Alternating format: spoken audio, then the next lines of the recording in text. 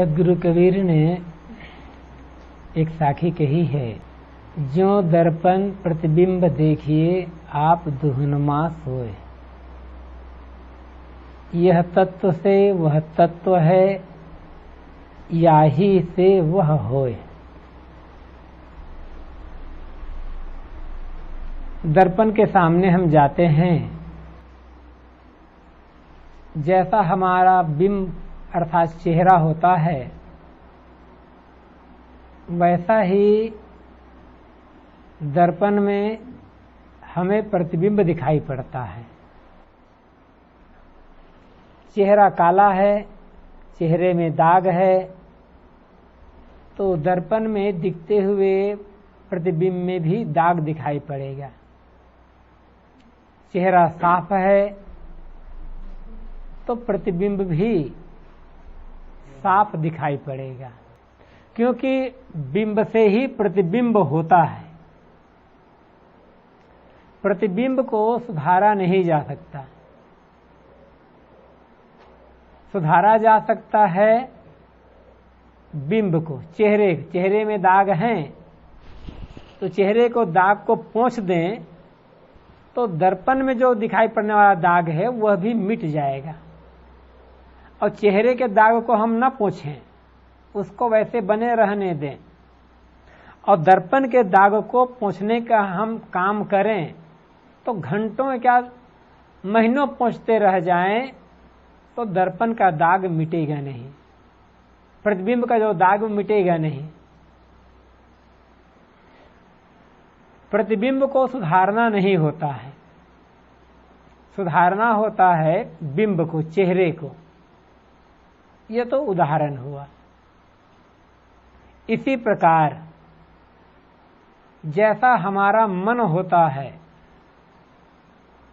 जैसा हमारा विचार होता है, जैसा हमारा स्वभाव होता है, दुनिया हमको उसी रूप में दिखाई पड़ती है। हर आदमी अपने आसपास की दुनिया को सुधारना चाहता है, लोगों को अपने अनुकूल बनाकर रखना चाहता है, किंतु वह अपने आप का सुधार नहीं करना चाहता। अपने स्वभाव को, अपने कर्मों को, अपने व्यवहार को सुधारना नहीं चाहता। और जो आदमी अपने कर्म, व्यवहार, स्वभाव को सुधारने में लग जाएगा और इन्हें बिल्कुल ठीक कर लेगा, सुधार कर लेगा, वह दूसरों में दोष देखना, शिकायत करना बंद कर देगा।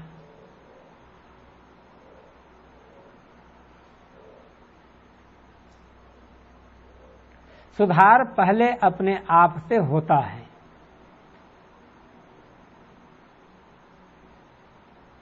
दुनिया को हम सुधार नहीं सकते। दुनिया क्या है? जिस घर में आप रहते हैं, जिस समाज में हम रहते हैं, चाहें कि सब के सब को हम बिल्कुल ठीक कर दें तो संभव नहीं है।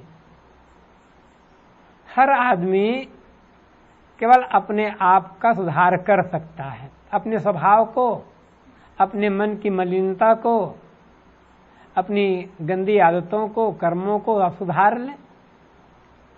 आपका मन तो शांत रहेगा, हमारा मन शांत रहेगा, हम सुखी रहेंगे, प्रसन्न रहेंगे, हमारा व्यवहार सही होगा, हमारा आचरण सही रहेगा, तो हमारे संपर्क में आने वाले लोग भी प्रसन्न रहेंगे, सुखी रहेंगे।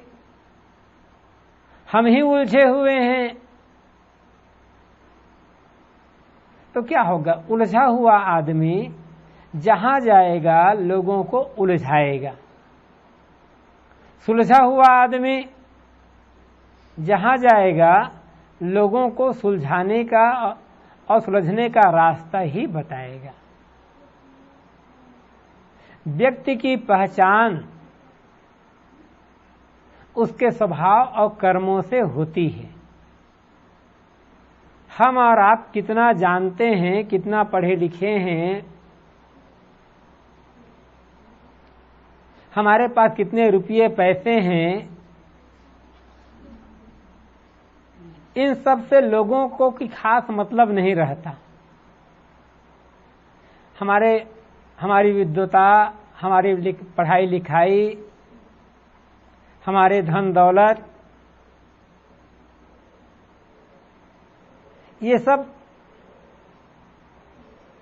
लोगों के मन को उतना प्रभावित नहीं करते जितना हमारे कर्म और स्वभाव लोगों को प्रभावित करते हैं। स्वभाव हमारा गंदा होगा, हम जहां जाएंगे गंदगी ही फैलाते रहेंगे और दुखी रहेंगे। हमारा स्वभाव गलत होगा, जहां जाएंगे हमें अनादर और अपमान ही मिलेगा। हमारा स्वभाव सही है, हमारे कर्म और आचरण व्यवहार सही है, जहां जाएंगे अपने आप प्रसन्नता मिलेगी, आदर मिलेगा, सम्मान मिलेगा। लेकिन हम सुधार अपना नहीं करना चाहते, चाहते हैं दूसरों को सुधारना। हम ये चाहते हैं कि हम चाहे जैसे गलत सलत काम करते रहें, जहां जाएं लोग हमें मान सम्मान दे, हमारा आदर सत्कार करें। तो कैसे होगा? वह कहानी आप लोगों ने अनेक बार सुनी है, फिर मैं दोहरा देता हूं। एक कौवा और एक कोयल दोनों साथ साथ रहते थे। एक दिन कोयल बाहर गई हुई थी, लौटकर आती है तो देखती है कि कौवा कहीं जाने की तैयारी कर रहा है।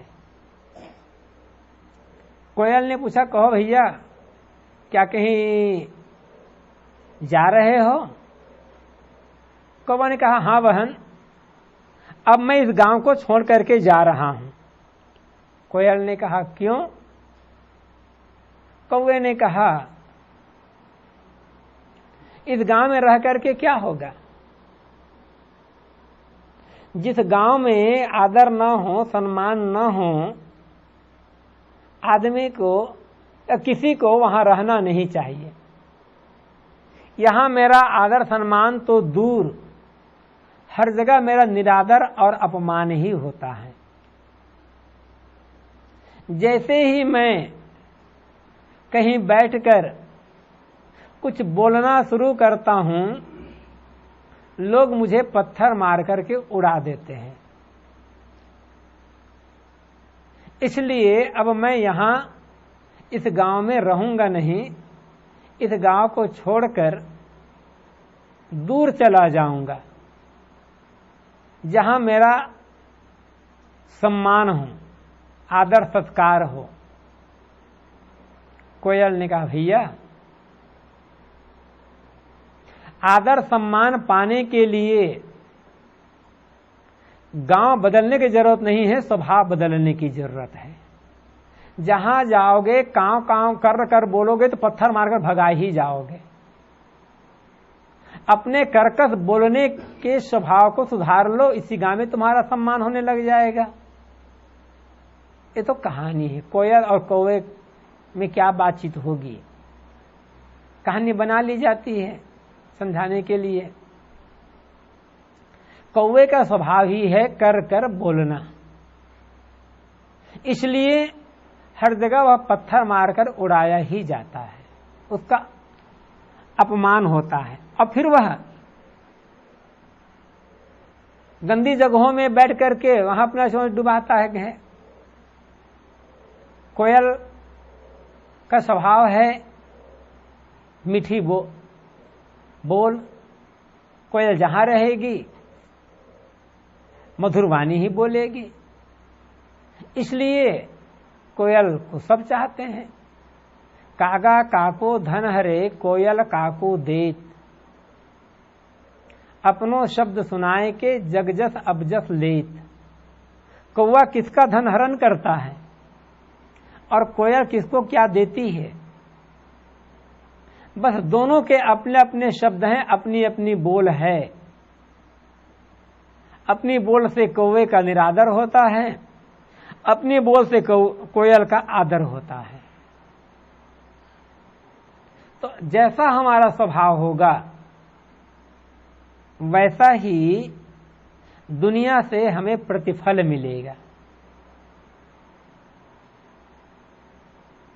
सुधार दुनिया का नहीं करना है, सुधार हमें अपना करना है। वैसे यह भी है, दुनिया में एक भी आदमी ऐसा नहीं है जो अपने स्वभाव को गलत समझता हो। हर आदमी यही समझता है कि मेरा स्वभाव सही है, दूसरे लोगों का स्वभाव गलत है। किसी से आप पूछ करके देखो कि आपका स्वभाव सही है या गलत, तो कहेगा कि मेरा स्वभाव गलत कैसे हो सकता है, मेरा स्वभाव तो बिल्कुल ही सही है। हर आदमी अपने स्वभाव को सही ठहराता है। अब जब सबका स्वभाव सही है तो फिर दुनिया में ये राग, द्वेष, लड़ाई, झगड़ा, कलह, कल्पना, निंदा, बैर, विरोध, ये सब क्यों हो रहे हैं? जहां सब के सब अच्छे स्वभाव के लोग इकट्ठे होंगे वहां बैर विरोध तो नहीं होगा, वहां कलह तो नहीं होगा, लड़ाई झगड़े तो नहीं होगा, मनमुटाव नहीं होगा। लेकिन देखते हैं कि बहुत दूर तो छोड़ दें, घर घर में कलह है, पति पत्नी में मनमुटाव है, पिता पुत्र में मनमुटाव है, भाई बहन में, भाई भाई के बीच कलह है, पड़ोसी पड़ोसी के बीच कलह है। क्यों?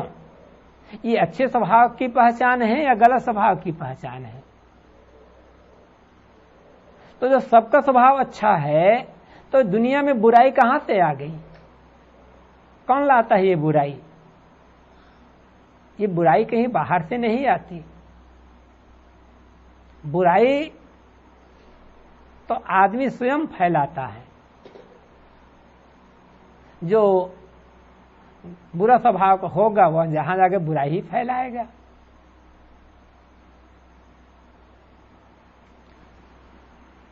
तो हर आदमी अपने स्वभाव को अच्छा ही समझता है। अब हमारा स्वभाव अच्छा है या गलत? वैसे हम मानते यही हैं कि हमारा स्वभाव अच्छा है, लेकिन पहचान क्या है? किसी का स्वभाव अच्छा है उसकी पहचान क्या? दूसरे लोगों की नजर से छोड़ दें, अपनी नजर में देखें, हम खुद परीक्षा करें कि हमारा स्वभाव, हमारा कर्म, हमारा आचरण अच्छे हैं या बुरे हैं। हम इसको कैसे पहचानें? क्योंकि जब तक हमें स्वयं समझ में नहीं आएगा हमारा स्वभाव गलत है, तब तक हम उसका सुधार कैसे करेंगे? दूसरे लोग जहां लाख कहते रहें कि आपका स्वभाव सही नहीं है, हमारी समझ में तो बात बैठनी चाहिए। तो हमारे कर्म, हमारा व्यवहार, हमारा स्वभाव अच्छे हैं या गलत हैं, इसकी पहचान हमें कैसे होगी? हम कैसे जानें? बड़ी सरलता से हम इसको पहचान सकते हैं। हम ये देखें कि जैसा मेरा स्वभाव है और जैसा मेरा आचरण है, वैसा ही स्वभाव, वैसा ही आचरण मेरे घर के लोगों का हो जाए। जो काम मैं कर रहा हूं वही काम मेरे परिवार के लोग, मेरे सगे संबंधी, पिता पुत्र भाई आदि करने लग जाएं, तो मुझे कैसे लगेगा? यदि जैसा मैं कर्म करता हूं, जैसा मेरा व्यवहार है, वैसा ही व्यवहार मेरा पिता, मेरा पुत्र, मेरा भाई, मेरे पड़ोसी मेरे साथ करते हैं और मुझे अच्छा लगता है, तो सीधी सी पहचान है मेरा स्वभाव सही है। और जैसा ही मेरा स्वभाव है, आचरण और कर्म है, वैसे ही मेरे संबंधियों का, मेरे आसपास रहने वालों का है, और मुझे खराब लगता है तो सीधी पहचान है मेरा कर्म स्वभाव खराब, ये सब खराब है।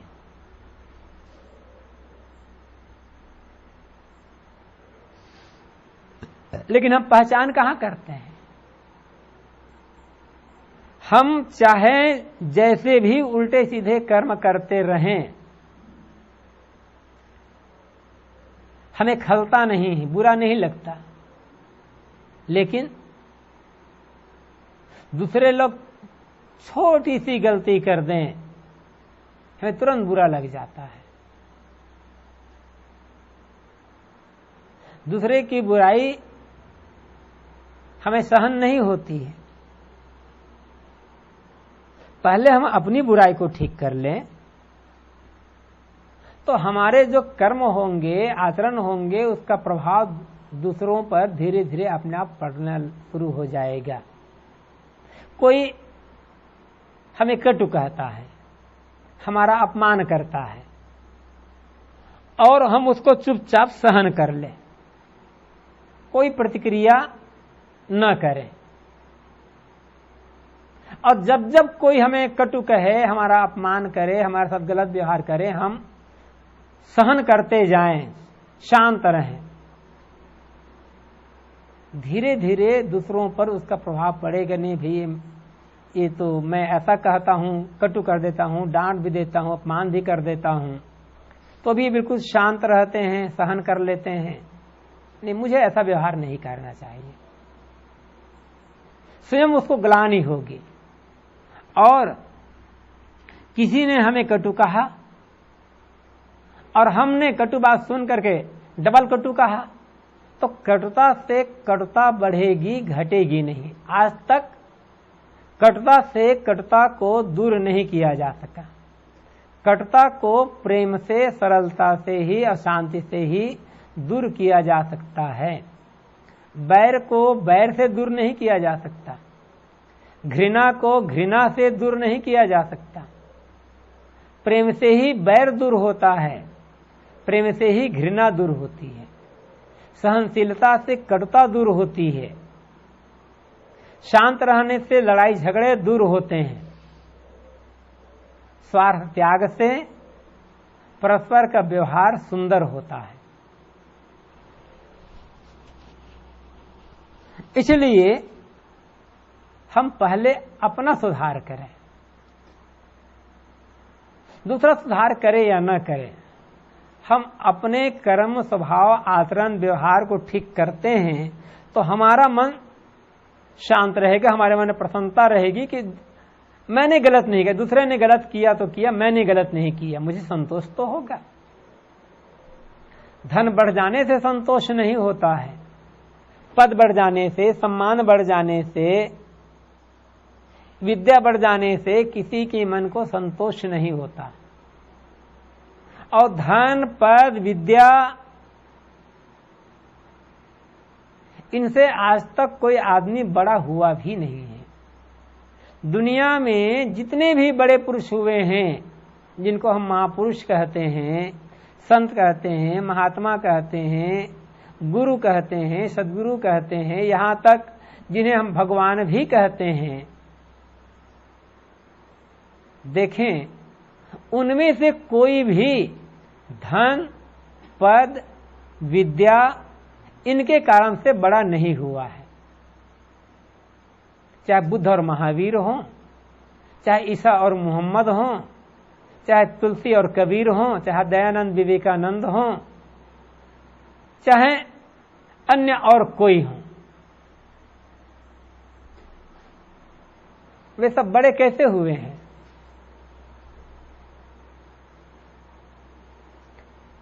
बुद्ध और महावीर राजा के लड़के थे, जंगल न जाते, साधना न करते, अपने जीवन को निर्मल न बनाते, तो उन्हें कोई जानता भी नहीं। हजारों रजवाड़े हो चुके हैं, कौन जानता है उनका नाम। लेकिन बुद्ध और महावीर जब राजपाट धन वैभव का त्याग करके संयमित जीवन जिए, त्याग का जीवन जिए। उन्होंने अपने जीवन को निर्मल बनाया, कर्म व्यवहार स्वभाव को सुधार लिया, तब वे बड़े हो गए। और उन्होंने ये कभी नहीं कहा कि लोग मुझे बड़ा माने, मुझे आदर दें। जो सचमुच में बड़ा होता है उसके मन में लोगों से बड़ा कहलाने की भावना नहीं होती। वे बड़प्पन का काम करते हैं, आत्म सुधार का काम करते हैं और लोगों को सही रास्ता बताते हैं, जन कल्याण, लोक कल्याण और भलाई का काम करते हैं। अपने आप वे ऊपर उड़ते चले जाते हैं और अपने आप उनकी कीर्ति, उनकी प्रशंसा दुनिया में फैलती चली जाती है। बुद्ध ने, कबीर ने या महावीर ने, दयानंद विवेकानंद ने कहीं नहीं कहा कि मुझे बड़ा मानो। हमारे अंदर में जब कमी होती है, जितने हमारे भीतर असंतोष और तृष्णा होती है, उतने हमारे अंदर चाहना होती है कि लोग मुझे बड़ा माने। अपनी कमजोरी को, अपने गलत स्वभाव को छिपाने के लिए हम लोगों से आदर सम्मान चाहते हैं, और चाहने से नहीं मिलता है, नहीं चाहने से मिलता है। मैंने कहा कि जो सचमुच में बड़ा होता है वो बड़ा कहलाना नहीं चाहता, लेकिन लोग उन्हें अपने आप बड़ा मानते हैं। रहीम कवि का दोहा है, बड़े बड़ाई ना करे, बड़े न बोले बोल, रहीमन हीरा कब कहे, लाख टका मेरा मोल। जो सचमुच में भी बड़ा होता है और ये बड़प्पन भीतर से आता है, ओढ़ा हुआ बड़प्पन नहीं। धन के कारण जो बड़ाई है वो बाहर की बड़ाई है, विद्या के कारण, पद के कारण जो बड़ाई होती है वो बाहर की बड़ाई, कुछ दिन के लिए है।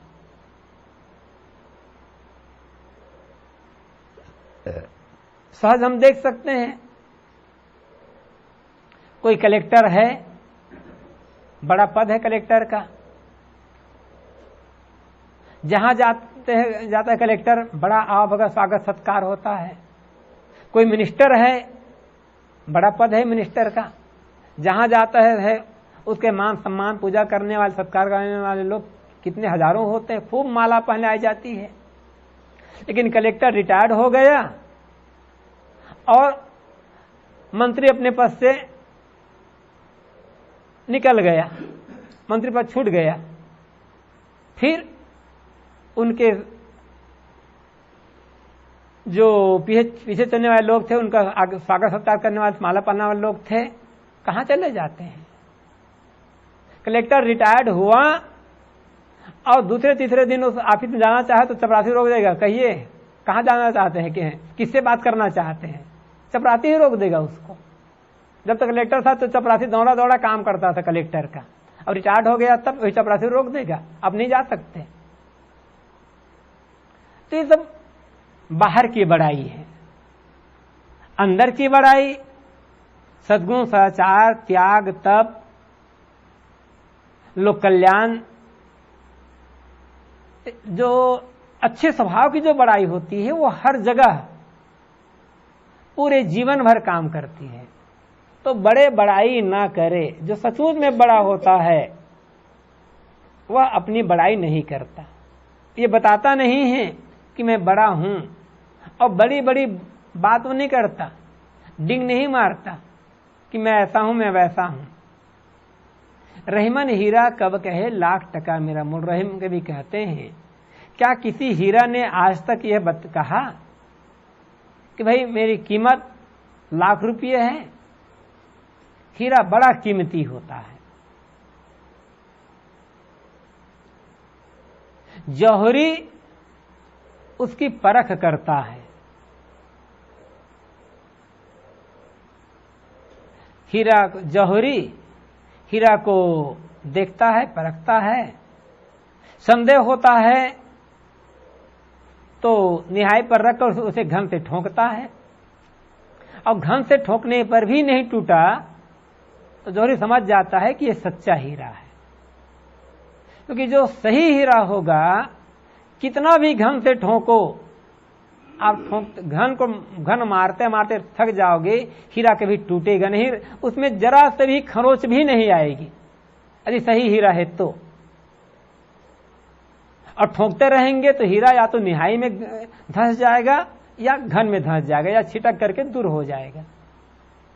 हीरा कभी टूटेगा नहीं। साहब ने कहा भी है, हीरा सोई सराहिए सहे घनन की चोट। ये केवल कहावत नहीं है, हकीकत है। हीरे को हीरा से ही काटा जा सकता है। जहां हीरा तराशने वाले लोग होते हैं, 2 मशीन में हीरा लगा देते हैं और हीरा लगाने के बाद सटा करके दोनों मशीन चालू कर देते, तो हीरा को घसता है, तब हीरा कटता है। बाकी हीरा को किसी और से काटा नहीं जा सकता। तो हीरा बहुत ठोस होता है और उसकी कीमत अपने आप फिर जौहरी करता है। हीरा बताता नहीं है कि मेरी कीमत इतने रुपए की है।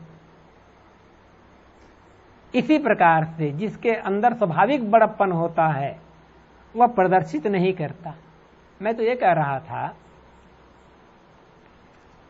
हमारा स्वभाव ही हमारी पहचान बनाता है।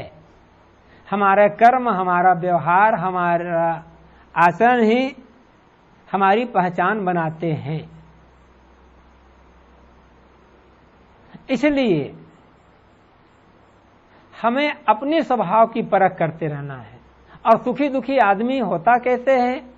अपने स्वभाव से, अपने व्यवहार से, अपने आचरण से। हमें दुख कोई दूसरा थोड़े देता है, हमारा अपमान भी दूसरा नहीं करता। हम गलत काम ना करें तो हमारा अपमान लोग क्यों करेंगे?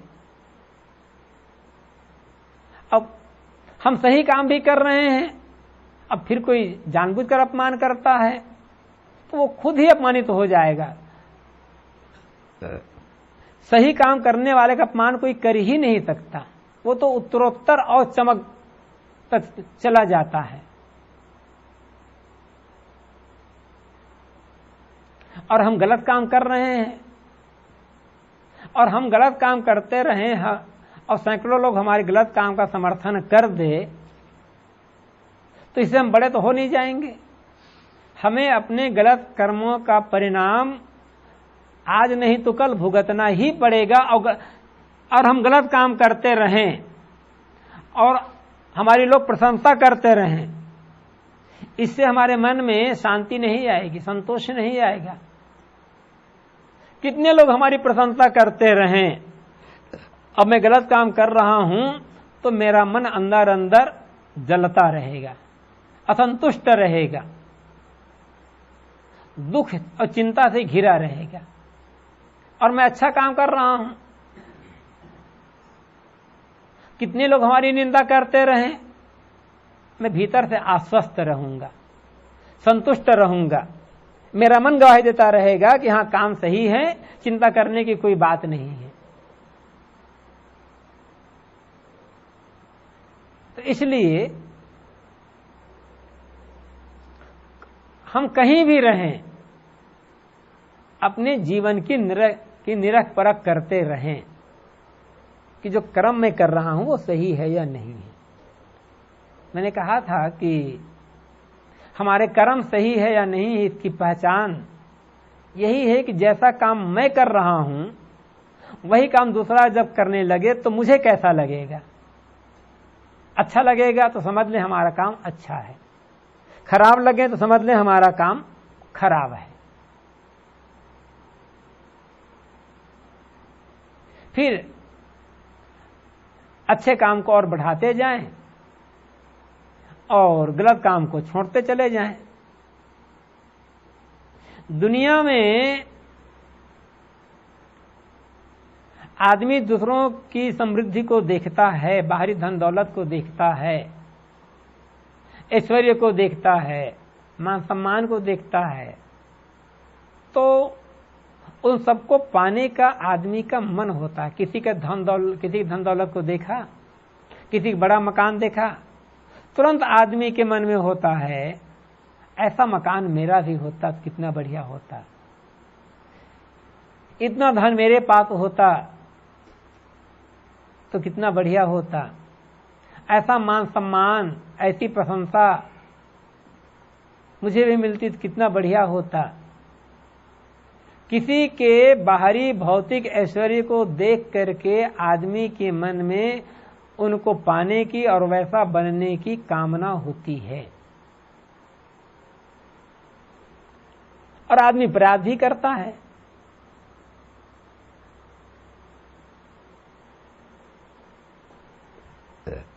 लेकिन धन दौलत के मामले में आप चाहे दूसरों से कितना ही क्यों ना बढ़ जाएं, उससे आपके जीवन में पूर्णता नहीं आएगी। सारी तृष्णा का कारण यही है, दूसरे के ऐश्वर्य को देख देख करके वैसे बनने की कामना।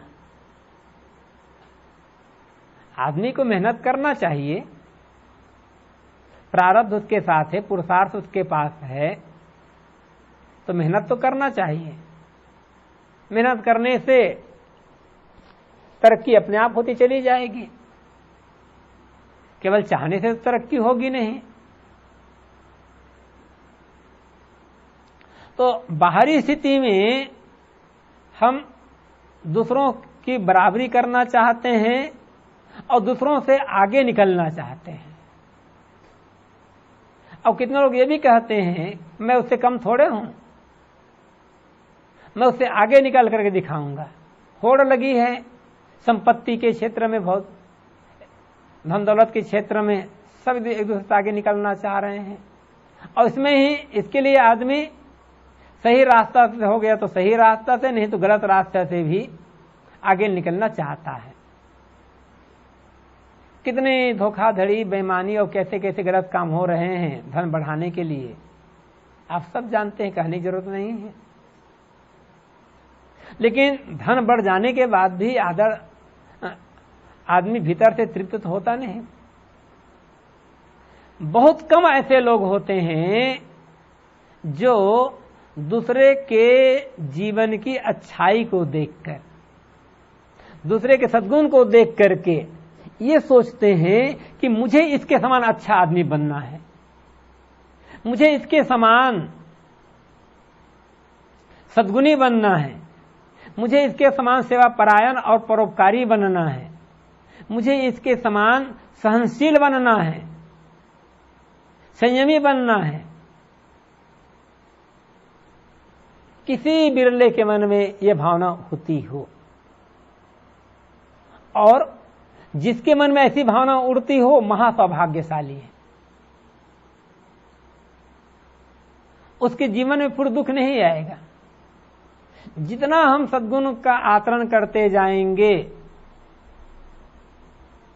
उतना हमारा मन तृप्त होता जाएगा, और भौतिक क्षेत्र में जितना धन बढ़ता जाएगा उतनी तृष्णा बढ़ती जाएगी। बराबरी करना है तो धन दौलत के क्षेत्र में, मान सम्मान क्षेत्र में बराबरी ना करें। बराबरी करना है तो जीवन के सद्गुण और अच्छे स्वभाव के क्षेत्र में बराबरी करें। फिर देखें आपके जीवन में आनंद ही आनंद रहेगा, कभी क्लेश का अनुभव ही नहीं होगा। अमुक ऐसे दयावान हैं, मैं भी ऐसे दयावान बनूं। अमुक ऐसे सहनशील हैं, क्षमालु हैं, मैं भी ऐसे ही सहनशील और क्षमालु बनूं। अमुक ऐसे परोपकारी हैं, मैं भी ऐसे परोपकार का काम करूं। अमुक व्यक्ति में अमुक सद्गुण है, मैं भी उन सद्गुणों को अपने जीवन में धारण करूं। इस प्रकार से संकल्प करके हम वैसे ही सद्गुणी बनना चाहें तो हमें कोई रोक तो सकेगा नहीं। धन दौलत के क्षेत्र में तो तमाम विघ्न बाधाएं हैं। कई बार चाहते हुए भी भरपूर सफलता नहीं मिलती है, क्योंकि चीज तो सीमित है दुनिया में। और चाहने वाले हजारों लोग हैं, तो सबके पास बराबर चीज कैसे होगी? लेकिन सद्गुण का क्षेत्र तो ऐसा है नहीं कि इसमें से 1000 आदमी सद्गुणी हो जाएंगे तो सद्गुण घट जाएगा। और तो एक मानसिक भावना है, 1000 नहीं सबके सब दयावान हो जाए तो भी उसकी मात्रा घटेगी तो है नहीं। तो जितना हम सद्गुणी बनते चले जाएंगे, अपने पर संयमी बनते चले जाएंगे, स्वभाव को ठीक करते जाएंगे, हमारा जीवन उतना ही ऊपर उड़ता चला जाएगा और हमारे जीवन से दुख विदा हो जाएगा, मन में अगाध शांति रहेगी।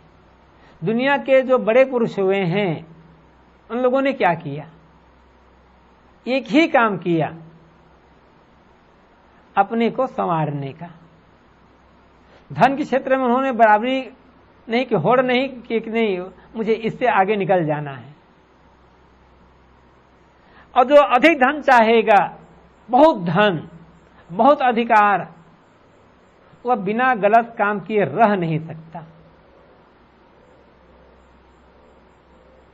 और सचमुच तो यह है वास्तविकता कि बिना गलत काम किए अधिक धन किसी के पास इकट्ठा नहीं हो सकता। अधिक धन चाहिए जो बहुत करोड़पति और अरबपति होना चाहते हैं, उसे पाप करना ही पड़ेगा, दूसरे के पेट पर लात मारना ही पड़ेगा, अन्याय करना ही पड़ेगा। ईमानदारी की कमाई से आदमी जीवन गुजर कर सकता है, थोड़ा बहुत मकान बना सकता है, 1000, 2000, लाख 2 लाख रुपया इकट्ठा करके जमा कर सकता है, लेकिन करोड़पति अरबपति तो नहीं हो सकता।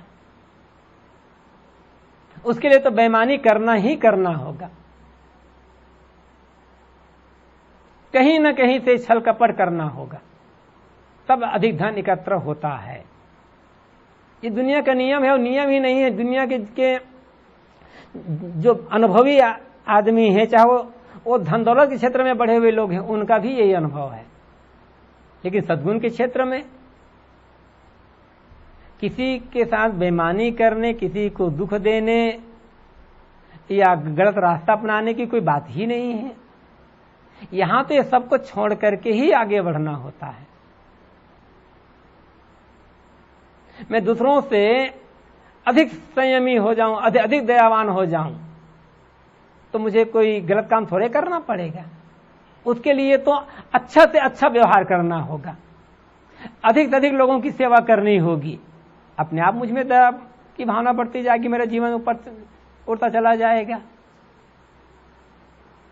और ऐसा मैं करता चला जाऊंगा तो मेरे भीतर का संतोष, मेरा सुख उतना बढ़ता चला जाएगा।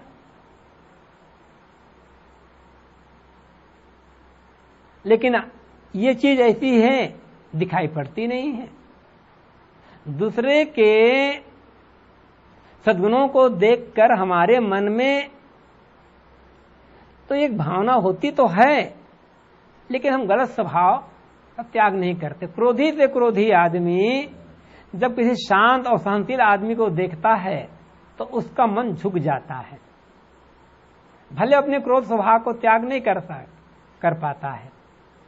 एक अहंकारी आदमी एक विनम्र आदमी को देख करके बिना प्रसन्नता की बिना नहीं रह सकता। उसका मुख से न बोलेगा तो उसका मन झुकेगा ही झुकेगा, कहेगा यार ये आदमी बढ़िया है, इतना इसके पास सब कुछ है,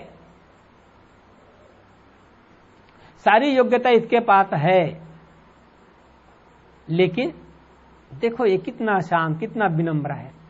अहंकारी आदमी का मन भीतर से उसके सामने भी झुकता है। अहंकारी आदमी दूसरे अहंकारी के अहंकार को पसंद नहीं करता। क्रोधी आदमी को दूसरे का क्रोध खलता है, लोभी आदमी को दूसरे का लोभ खलता है, हत्यारा आदमी को दूसरे की हत्या खलती है। उससे हत्यारा का मन दूसरे हत्यारा के सामने नहीं झुकेगा, अहंकारी का मन दूसरे अहंकारी के सामने नहीं झुकेगा, और लोभी का मन दूसरे लोभी के सामने नहीं झुकेगा। लोभी का मन झुकेगा तो संतोषी के सामने ही झुकेगा, अहंकारी का मन झुकेगा तो विनम्र के सामने ही झुकेगा, और हत्यारा का मन झुकेगा तो दयालु और अहिंसक के सामने ही झुकेगा। भले वो आदतवश उन सद्गुणों को न अपना पाए, लेकिन भीतर से उन सद्गुणों की महत्ता वे भी स्वीकार करते हैं। और जिसे हम हत्यारा कहते हैं उसके मन में भी कहीं न कहीं दया रहती ही है। जिसे हम लोभी कहते हैं उसके मन में भी कहीं न कुछ अच्छे संस्कार रहते ही हैं। तो सद्गुण का क्षेत्र ऐसा क्षेत्र है जहां किसी को पछाड़ने का, किसी को अपमानित करने का, किसी को तिरस्कार करने का कोई प्रसंग ही नहीं आता है। और यहां कोई स्पर्धा है नहीं। और स्पर्धा करके कोई देख भी ले तो दुनिया मंगलमय बन जाए। यदि हम होड़ लगा लें कि मान लो 10 आदमी एक जगह हों और सब के सब ये कर ले कि देखो अमुक यदि सत्य बोलना है, दया करना है, परोपकार करना है, तो ये कह दिया जाए 10 आदमियों को, तुम 10 में से जो आदमी 1 महीना के अंदर सबसे ज्यादा परोपकार करेगा उसको ऐसा पुरस्कार दिया जाएगा। तो परिणाम क्या होगा? 10 आदमी जब परोपकार करने निकलेंगे तो उनके परोपकार से हजारों लोग लाभान्वित हो जाएंगे, क्योंकि सोचा भी कि मुझे अधिक अधिक परोपकार करना है, और जितना परोपकार करते जाएंगे उनका जीवन उतना चमकता चला जाएगा। तो इस क्षेत्र में हमें आगे बढ़ने के लिए सोचना चाहिए। और जो जितना आगे बढ़ जाए उतना वो शांत रहेगा। और चाहे कहीं का भी आदमी हो, किसी मत मजहब का आदमी मानने वाला आदमी हो, सुख का रास्ता सबके लिए यही है। कोई पूजा करता है, कोई पाठ करता है, कोई नमाज जप पढ़ता है, कोई मंदिर जाता है, कोई मस्जिद जाता है, कोई तीर्थ जाता है, कोई अल्लाह कहता है, कोई यहोवा कहता है, कोई भगवान कहता है, वो तो मर्जी है उसकी, अपनी अपनी अपनी परंपरा के संस्कार हैं। लेकिन खाली अल्लाह कहने, राम कहने, खुदा गाड कहने से, मंदिर मस्जिद जाने से जीवन में परिवर्तन नहीं आएगा। किसी का मन संतुष्ट और तृप्त नहीं होगा, सुखी नहीं होगा। जीवन में परिवर्तन लाना है तो अपने कर्म, स्वभाव और व्यवहार में परिवर्तन लाना होगा। और सुखपूर्वक जीवन जीना है तब सद्गुणों का आचरण करना पड़ेगा। चाहे हिंदू हो, चाहे मुसलमान, चाहे स्त्री हो, चाहे पुरुष, चाहे साधु हो या गृहस्थ, जिसे सुखपूर्वक जीना चाहने की इच्छा है और आत्म शांति, आत्म तृप्ति, आत्म संतोष का जो अनुभव करना चाहता है, उस सब के लिए एक ही रास्ता है, अपने जीवन को, अपने जीवन में अच्छे गुणों का आचरण, अपने स्वभाव को अच्छा बनाना, व्यवहार को अच्छा बनाना। और मैंने शुरू में कहा था कि हमारा स्वभाव, हमारा व्यवहार ही हमारी पहचान बनाते हैं। यदि हम पूजा तो खूब करते हैं, पाठ खूब करते हैं, और कोई मुसलमान है नमाज खूब पढ़ता है, और पूजा करने के बाद, नमाज करने के बाद झूठ बोलने लग जाए, बेईमानी करने लग जाए, किसी छल करने लग जाए, तो सब कहेंगे अरे ये ढोंगी आदमी है, उस पर कोई विश्वास नहीं करेगा। और एक आदमी कभी जिंदगी में मस्जिद नहीं जाता, कभी जिंदगी भर मंदिर नहीं जाता, कभी राम राम राम या अल्लाह अल्लाह कुछ नहीं करता, कभी पूजा पाठ कुछ नहीं करता, लेकिन ईमानदार है, चरित्रवान है, सत्यपरायण है, परोपकारी है, चाहे वो हिंदू हो या मुसलमान, चाहे ईसाई, यहूदी, बौद्ध, जैन, उस पर सब विश्वास करेंगे। तो आदमी का विश्वास उसके अच्छे कर्म से ही बढ़ता है। तो इसीलिए दुनिया के सभी मतों में सद्गुणों का, सदाचार का महत्व बताया गया है। यदि हम ये चाहते हैं, हमें ये जो जीवन मिला है, सुंदर मनुष्य जीवन, जो बहुत सौभाग्य का फल बताया जाता है, दुनिया के सभी संतों ने एक स्वर से यह कहा है कि मनुष्य जीवन बहुत सौभाग्य से मिलता है और ऐसा जीवन हमें मिला हुआ है। तो ये दुखी रहने के लिए, असंतुष्ट रहने के लिए नहीं मिला है। आदमी दुखी रहे ये तो बहुत दुर्भाग्य की बात है। पशु पक्षी दुखी हों तो बात समझ में आती है, क्योंकि उनके पास बुद्धि नहीं है, विवेक नहीं है, वहां सुधरने का कोई चांस नहीं है। मनुष्य के पास तो सारा चांस है, मन का विकास है, बुद्धि है, विवेक है। तो इन सब का अच्छे से अच्छा उपयोग करके परम सुख का अनुभव आदमी कर सकता है। और उसके लिए एक ही रास्ता है, अपने स्वभाव, कर्म और व्यवहार को उज्जवल बनाना। इसमें किसी प्रकार का कोई बाहरी विघ्न नहीं है। विघ्न है तो हमारे भीतर की कमजोरी, हमारी गंदी आदत। हम ठान लें अपने आप को कि मुझे अपने जीवन को निर्मल बनाना है, स्वभाव को एकदम सुंदर बनाना है, तो पूरी दुनिया मिलकर के मुझे इससे रोक नहीं सकती है। कोई जबरदस्ती नहीं कर सकता। तो अपने स्वभाव, अपने कर्म, अपने आचरण, अपने चरित्र को हम बढ़िया से बढ़िया बनाएं। फिर देखेंगे हमारा जीवन एकदम शांति, संतोष, सुख, आनंद, प्रसन्नता से भरा पूरा रहेगा। जहां हम जाएंगे